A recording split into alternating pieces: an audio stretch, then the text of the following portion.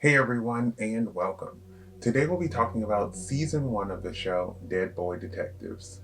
Fun fact, the Dead Boy Detectives were also featured in Doom Patrol, and the night nurse played by Ruth Connell from that show reprises her role in this show. This season came out in 2024 and stars George Rexstrew, Jayden Revri, and Kassius Nelson and was developed by Steve Yockey. So, without further ado, let's get right into it.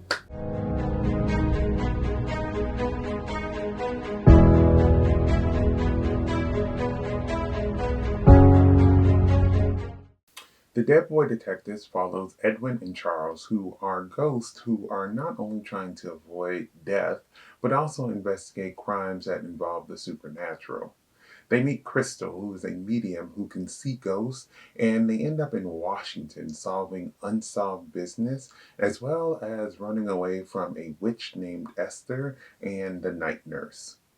Dead Boy Detectives is a supernatural detective show that is also a spinoff of The Sandman. It has similar vibes to The Sandman, Penny Dreadful, or Lockwood and Co. I've read the Sandman comics as well as watched the show and enjoyed the first season, so I was excited to watch this spinoff. I enjoyed how there are some very obvious ties back to the Sandman, but they don't spend too much time on that and focus on what the characters of this show are going through. It was cool to see them helping these ghosts while also getting out of their own predicament. Edwin was a character who I didn't enjoy at first, but as you learn more about him, you learn to love him and his sassiness. We see how, even though he has been dead for so long, he is finally finding himself this season and realizing that he likes guys. I feel like he always knew this, but put up a wall to prevent anyone from getting too close so that he would never have to face those feelings. It sucks that he fell for Charles and Charles has more interest in Crystal, but I think he means well, even if he does come off a little sassy. Edwin uses a spell on a cat which ends up catching the eye of the Cat King, and he punishes him by giving him a bracelet that locks him in the city until the Cat King decides to take it off. I like how the Cat King is helpful in situations and has a lot of knowledge, but he doesn't get involved with like the actual fights.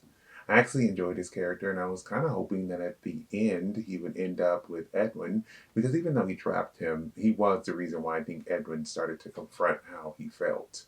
I love how Charles was like the bronze of the group, even though he didn't seem that intimidating and fought hard for his friends. In the episode where the dad killed his family, we see how this triggered him because he had years of abuse at the hands of his own father, which was really sad to see. He is the nicer of the two and tries his hardest to keep everyone together and out of harm's way, even if that means putting himself in harm's way. Crystal was cool, and I loved her psychic abilities and how she could kind of get a backstory about a person just from touching them or even just touching objects. It was cool to see her getting in touch with her ancestors, and while she doesn't know the full extent of her powers, she knows that she is more powerful than she thought she was. I thought it was a smart way to get rid of Esther by going into Esther's memories and speaking to Lilith herself and getting Lilith to punish Esther.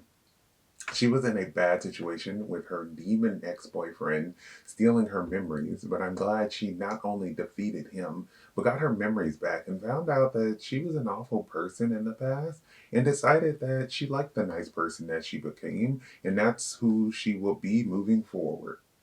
Nico was adorable, and I love how she was generally nice and treated everyone with kindness and wasn't so quick to judge. In the beginning, I thought that she might be a good witch because of all the color around her when we first meet her, but we come to find out that's just because she has sprites in her head.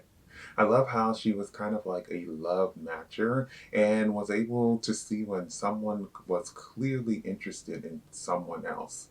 I really want to know what happened to her character in the end because I don't think she's actually dead and she has that lucky bear. And we see her with the sprites who are now the same size as her. So I kind of want to know what's going on. Jenny the Butcher just wanted to be left alone, and to be honest, I completely understand. She kept her guard up when it came to dating, and honestly, after looking at that town, I don't blame her. The one time that she decides to go on a date and we think it's going great, and then we find out that Homegirl is a stalker, and that stalker then proceeds to accidentally kill herself after trying to kill Jenny. I was rooting for a happy ending for her, and then that happened, and I was like, why can't they just let her be happy? I do like how even though she wants to be left alone and she pretends she doesn't care, she does actually care about her tenants and tries to be helpful when she can. Esther is the overarching villain of this season, and she was kind of funny. She had some of the best comebacks and was just a crazy fun time, minus the killing and the kidnapping. I did hate how she did Monty like that because how are you going to let him catch feelings and then just turn him back into a bird? I was glad in the end that she got dealt with because she was just selfish and just didn't really care about anyone else besides herself. The night nurse was an annoyance, but I love how they kept getting rid of her. I thought she was having a change of heart, but then I realized she wasn't and was still mean. I thought it was funny how her plans ends up backfiring in the end, and she ends up stuck overseeing the boys after constantly trying to get rid of them. Detectives is in the name of this show, and they do complete some cases throughout the season, and they made sure to mix up the cases. Some were simple, some were complicated, like the loop, and sometimes the people asking for help were not the good guys in their story. This shows that their job isn't as clear, and some of the things are more difficult, and it shows that these guys are capable of handling it. As I said, this show is a spinoff of The Sandman, and the most obvious connection is that we see two of the endless who were in The Sandman, Death and Despair. Death plays a role in the show throughout the season because the boys are running from her, but are also helping her. We get to see more of Despair's lair in this show, and it seems as if she will be using Edwin more in the future, which I hope we get to see and understand why. We also get to see more of hell and learn that it's not all run by Lucifer and that there are different levels and different experiences. I'm glad that these were the connections and that they made them tie into the show and characters instead of just throwing in random things to try to, make it connect. Some of the shots that were outside, like when they're on the roof in Washington or when they're back in London and it was snowing, looked so fake. I feel like it's fine to shoot inside, but if it looks that bad, maybe you should explore changing the location or just shooting outside. My favorite part of this season was seeing what happened to Charles and Edwin that led them to become ghosts.